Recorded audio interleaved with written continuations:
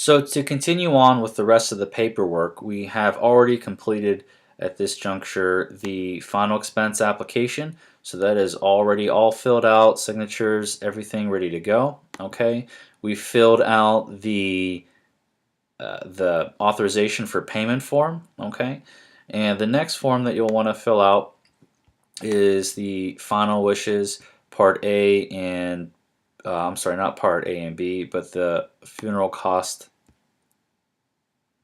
membership form right here. The membership form with the Funeral Consumer Guardian Society.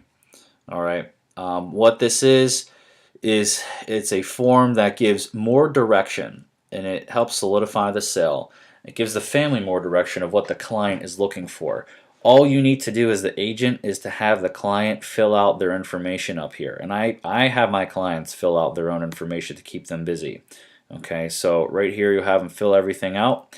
Traditional burial. Janice in this case is looking for a burial. Good, better, best. Basically, this is a direct cremation, something simple, and this is more fancy. This is the most expensive. All right. Read through this. This comes stuffed in that white folder. If the client does not know how much or which one they want to choose, don't worry about it. We don't want to give them too much information because too much information sometimes can confuse them. I would fill this out for the clients that know specifically what they're looking for. If they don't know what they're looking for, just say, don't worry, you don't have to fill this out. You can fill the rest of it out later when the rest of your information comes in the mail. If they're looking for cremation, same thing, good, better, best. Cheapest, most expensive, moderate. And this is a direct cremation, memorial service, and viewing. So the client is going to sign it right here. They're going to put today's date. You're going to sign it and you're going to put your agent number right there. So that is the membership form, and that comes in the folder stuff with the client, in the folder that you're going to leave with the client, I'm sorry. So if the client does get a child rider application, this is what a child rider application looks like. It's very simple, very straightforward. The owner information goes here. If it's different from the owner, you put the applicant information as well as there. The kid can only be 17 years old.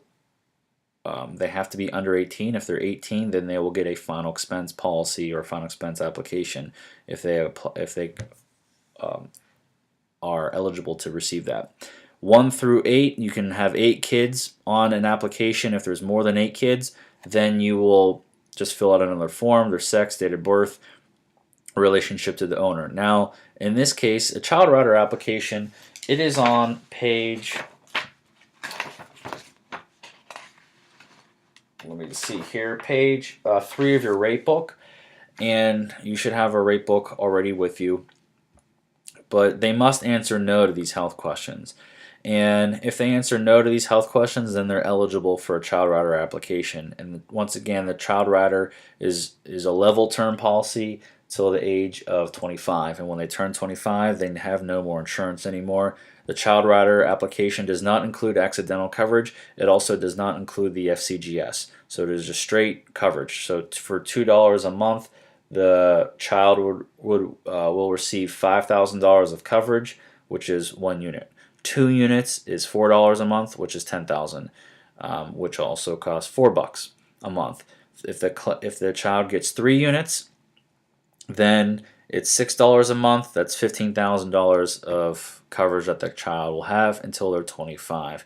And then you have the owner sign it, you sign it, and your agent number and today's date. Now, there's a code at the bottom. Make sure that if you're writing in a different state, then you need a specific form that is coded specifically for that state. So there's a different child rider application. Even though they look the same to the naked eye, the code is different down here. Delaware is different than Pennsylvania's. So you want to make sure you have the right one. Okay, that is the child rider application. All right. The next form that you'll need is the supplemental application. Now, you won't always have a child rider application, only if they apply for one, and you won't always need a supplemental application. You'll use this supplemental application when you are writing more than $20,000 of insurance for the client. In this case, Janice, with using our sample here, only received $15,000. so you will not need to fill this out. Okay. Now, there is an exception. There is a good time to fill this out, and that's if you're doing a writing up a client on a Saturday or a Sunday, and you just haven't, and the home office is closed, and they're not open yet. So what you'll do is, just as a safety net, especially if they are getting final expense coverage, because that is the best rate, and we want to make sure that we get them the best coverage, and the plan gets issued as applied for. So as a safety net, just write this down. Even if it's less than 20,000, just fill this out. You write their medications here and what they're used for in the past 2 years, and that's it. The client signs it, and you sign it, or you print your name here and your agent number, and that is the supplemental application form. Very simple. Alrighty. So the next form I'm going to do in a completely different section here, just so we have more time to go over it. It's a little more detailed. This is called the PA disclosure statement. So you'll want to get a PA disclosure statement out, and this is only for people that are in Pennsylvania. And you'll also need a cash value sheet. Both of these documents you can print off the internet if you don't have them already. And this is what the cash value sheet looks like. Alright, so that is everything so far with paperwork. If you have any questions, once again, ask your mentor. They will walk you through everything.